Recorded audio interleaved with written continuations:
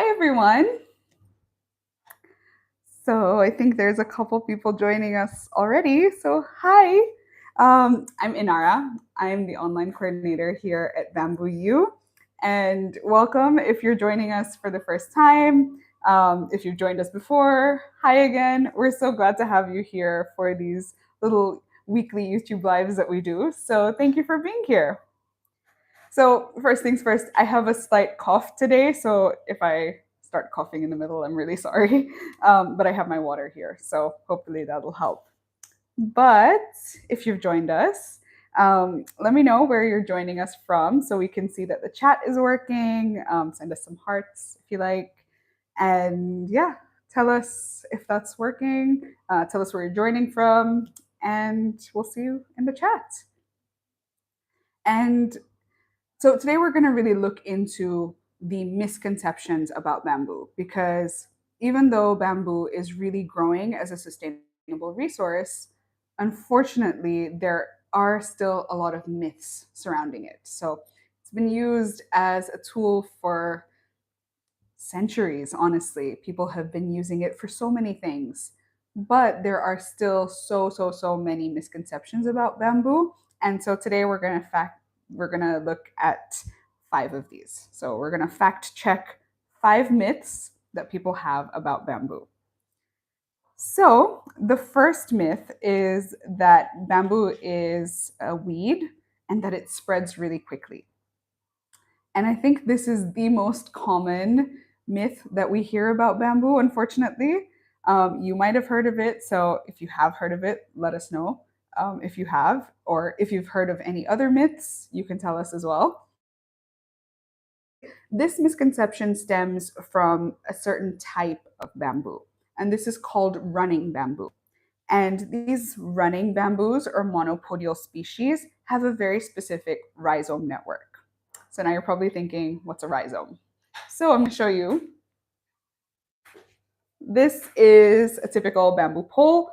And at the bottom, under the ground, this is the rhizomic network that we have. So this is actually one rhizome with all these little root hairs that you can see here. So when we harvested this, we harvested it very carefully not to damage the rest of the rhizomes underneath the ground because this is actually a very delicate part of the plant. And it's actually what controls how new poles come about, and it takes in nutrients from the soil, and that's how it grows new stems, which are the bamboo poles. And in particular types of species that are running species or monopodial species, these rhizomes and these poles tend to be very spread out. And because bamboo grows quite fast, then this also spreads out pretty quickly, and you end up sometimes having very unwanted spread, particularly if you're growing a particular bamboo in, let's say, your backyard and you select a running species, then this bamboo is going to spread out. And that's really where a lot of this misconception came by. But these species are often found endemically in subtropical or even temperate climates. And a lot of them come, for example, from the genus, which is the Philostachys genus. And that you are probably familiar with because this is found in places like China, Japan, northern India as well. You can even get it in places like the southeast of the US and countries like in Europe and Spain and France. And so, essentially, what happens is that these species grow into basically bamboo forests. And particularly the bamboo that's harvested in China, moso, that's a very common one that's used in household products. So those are the types of species that really spread out and create these bamboo forests around the world. And because it grows wanted, that's why we have these issues where sometimes people think that, oh no, but it's spreading so fast and I can't control the spread. That's because it's a running species. Now, even though there are certain species that are running, there also are clumping species.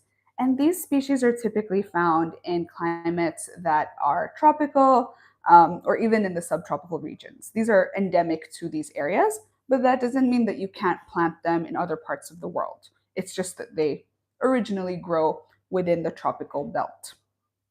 But they're a lot easier to control. And that's because those rhizomes that we saw earlier, they're actually growing pretty close together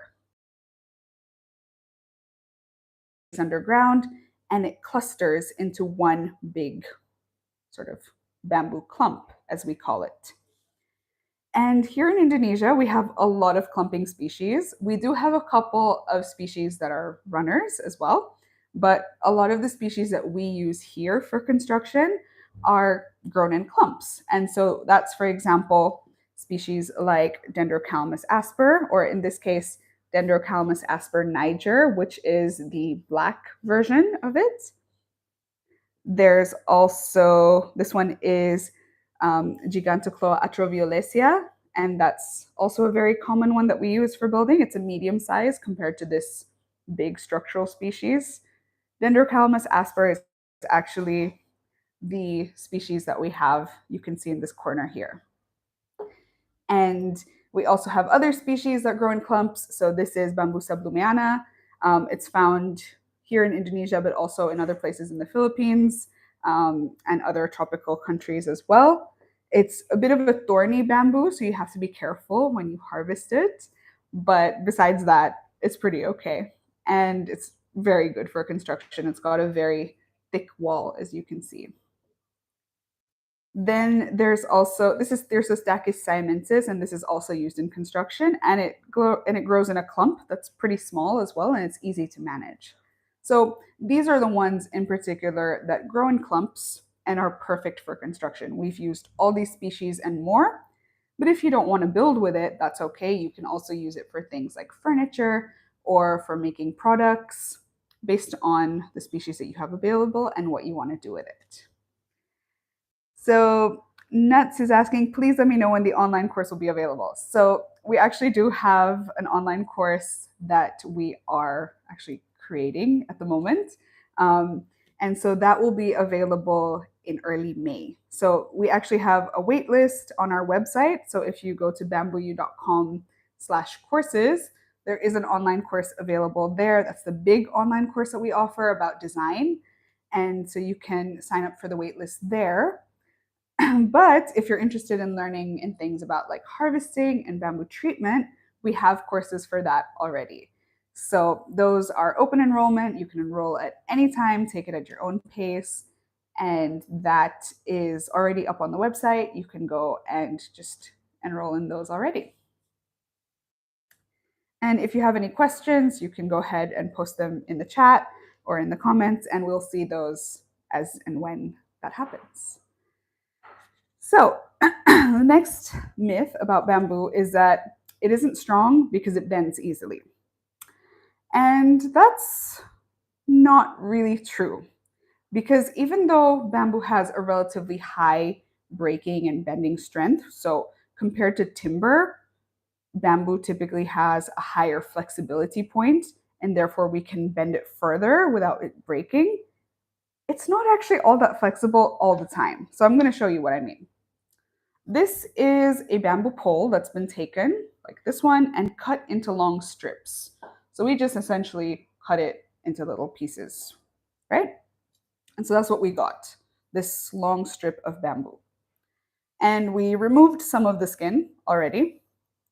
But even if I try and bend it, it's not all that flexible in that sense. So you really have to look at how its fibers work as well, because the fibers run this way and they're really quite tough. I'm actually trying really hard to bend this.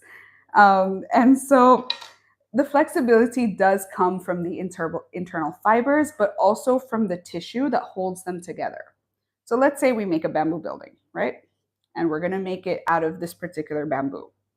This is Dendrocalamus asper niger. And essentially what it does is, for example, particularly in earthquake-prone regions, if you build with bamboo, it's really great because it can actually, the fibers inside and the tissues inside that hold the long fibers together, they actually dampen these kind of wobbling effects. So the, basically what your building is going to do in an earthquake is it's going to wobble this way. And when you have a more rigid material like concrete, for example, and it starts wobbling, it'll crack because it doesn't have that flexibility on the interior of that concrete to be able to move around and wiggle a little bit. Bamboo is very different from that. Bamboo has these fibers, and on the inside, they can kind of move the pole as one, and it sort of swishes around like that. And so that's really great because it significantly reduces the risk of cracking when it comes to things like earthquakes. So here in Indonesia, we find it really beneficial because we do live in a place that often has several earthquakes every few months. So that's why building with bamboo in earthquake zones, then it is really beneficial. But you can build with it in other zones as well. That's just why. And then also, this kind of flexibility is really great for laminated beams as well. So sometimes you're not going to use the bamboo in its round pole form, and that's okay. In certain parts of the world, you can't always build with bamboo in its round pole form because it's not accepted by the local building codes. So instead, you might go for something like a bamboo split beam. And so this basically means that we've taken the bamboo and cut it into pieces, cut it into strips like this one, and we've removed the skin and we've stacked them and glued them together. So they're laminated together. And what that does is it kind of creates this solid block of bamboo. And once it does that, even though it's held together pretty tightly, it still has the strength and flexibility of that pole in the sense that if there is an earthquake or something similar, if there are certain types of forces like that, it can still dampen those forces because the internal fibers are still there as well as the tissue holding it together. And I see there's a question about, is this the natural color of the bamboo, this black versions? Yes. So in this case, for aesthetic reasons, we've left the skin on the top of this particular laminated beam.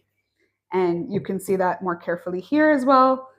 We have some dark browns and sort of speckling here of the skin, and here as well, right? So this is the node, and this is the natural color of the bamboo. And it just grows in that variety. It's a genetic, sort of, it's part of the genetic code for it to actually grow naturally black. When you harvest it, it doesn't look black. It looks like a very dark green with speckles of almost like a gray green. That's actually, as it dries after the treatment process, it then does turn like this really beautiful, rich black color. But the thing is that these darker species that dry more black or dark brown naturally are often very rare. And so that is one thing that comes in when it comes to costing of these species. Let's say you want to make a building and you want to make it out of black bamboo. Everybody really likes black bamboo, and because it looks really elegant and it's great for furniture. It's strong, just as strong as the other blonde species that we use. And yeah, it's a lot more rare. So that's where the cost comes in. And someone's asking, what kind of bamboo is it? This one is Dendrocalamus asper niger. So we use Dendrocalamus asper. You can see it right there on the side. That's one of our structural bamboos. This is a black variant of it, a naturally black variant. And then this is Gigantocloa atroviolacea. And it's kind of like a purplish brown. I don't think it's going to pick up very well in this particular lighting, but in general, these are more kind of purplish browns when they dry. Otherwise, when you harvest them, they're kind of a dark green, like a deep dark green. Okay, so that was myth number 2 about, is bamboo really all that strong? It is. because even though it's flexible, it can dampen these effects, especially of things like earthquakes and forces that make it wobble. But even if you kind of put bamboo in tension and compression, if you kind of push down on the bamboo like this, it's actually pretty strong. And that's why we use it for buildings in general, because especially the compressive strength of it is really useful to utilize in buildings, because you're going to have sort of structural members. Let's say these are my two structural members that are horizontal. Any loads that are placed on top, if you try to squish this bamboo, it's not really going to work because of the shape. And it's also pretty lightweight, which is great. It's a better alternative to a heavier material that has a good compressive strength. So that's something that we found is really useful. So another myth that we've come across is that bamboo's rapid growth depletes the soil. So you've probably heard people say that, oh yeah, bamboo grows like, a meter a day when it's first shooting and growing and stuff like that. And it can. It's not the fastest growing plant in the world, but it's the fastest growing canopy plant in the world, which is pretty cool. But just because it grows fast doesn't mean it actually depletes the soil. Um, it actually prevents soil erosion because it actually can hold on to large quantities of water and nutrients from the soil. And so the rhizome network that I showed you guys earlier, actually it helps the underground because it stabilizes the soil and it grows pretty tightly knit together, especially for clumping bamboos. And this prevents the soil from eroding. And these rhizomes can hold, depending on the species and depending on the individual clump, we've found that Dendrocalamus asper species, their bamboo clumps, the big bamboo plants that grow, they can hold up to 5,000 liters of water. And so typically it will do this during the rainy season. So when it rains, it'll hold in, it'll suck up all the water from the ground and hold that in. And then as it gets drier, as the climate sort of, warms up and, there isn't necessarily all that many rain events, what it can do is it can actually spread this water in the soil and spread it to plants nearby and actually support them during these dry periods, which is really helpful because then that typically the soil might dry out and there might not be as much kind of water to really pull up and plants can die. But the bamboo actually shares this water across underneath the ground, it spreads it out. So that's really beneficial as well. So then we have the fourth myth about bamboo. And this is that, large, expensive areas of bamboo, if it's growing in, one particular area and there's a lot of bamboo, it can lead to tropical deforestation.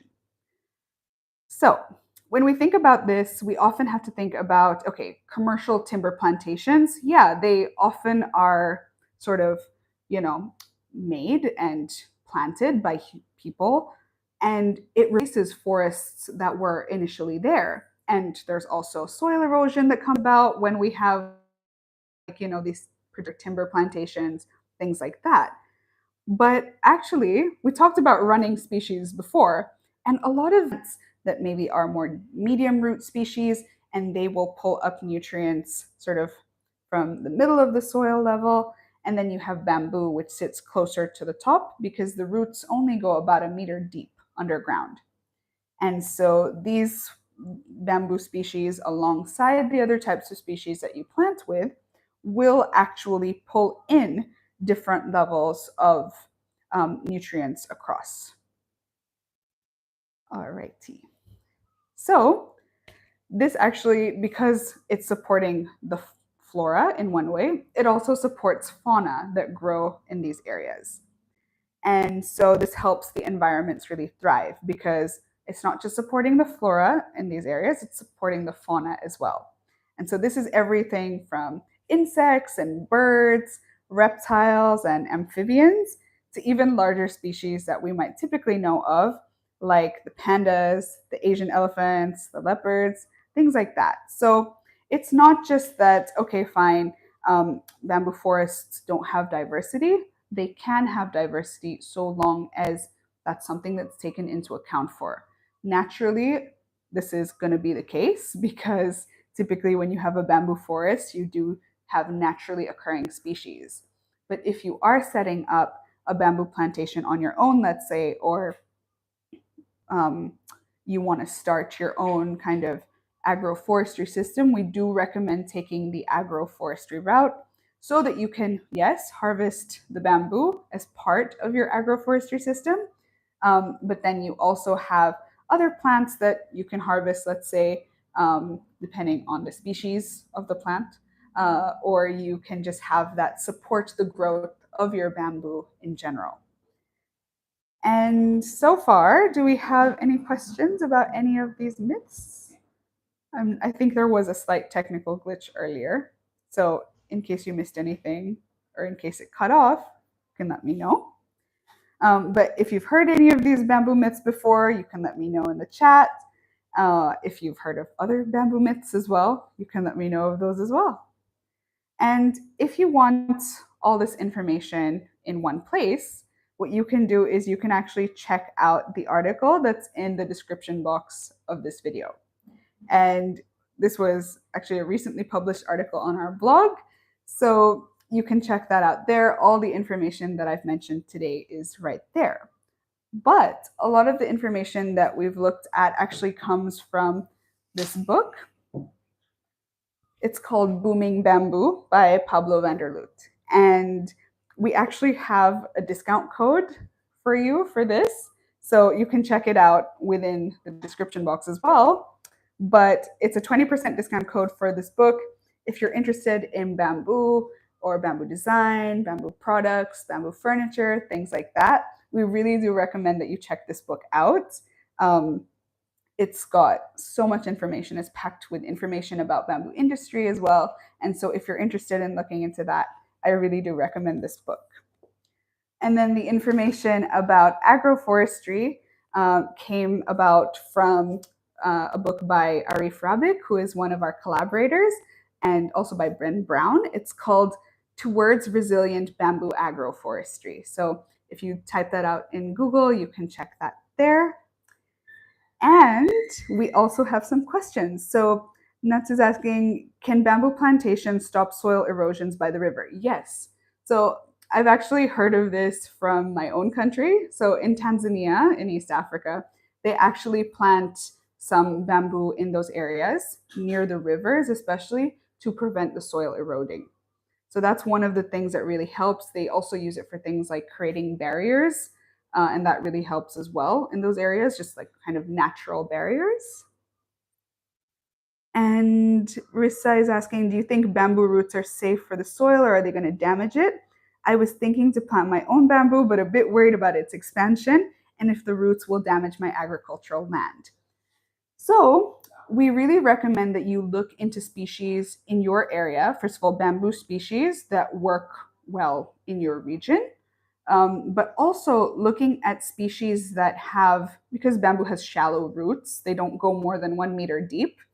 You can look at species that are clumping bamboos, like we mentioned towards the beginning of this video. And what these do is they essentially kind of clump together. They don't spread out as much and grow into kind of like a forest as we might think of a bamboo forest.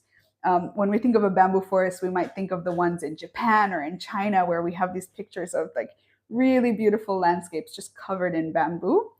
Clumping bamboo doesn't do that. It actually just grows in little bunches here and there around. And so then you just manage that clump of bamboo. So you'll have lots of little poles growing in one kind of cluster as opposed to it spreading out everywhere. And so you can look at that.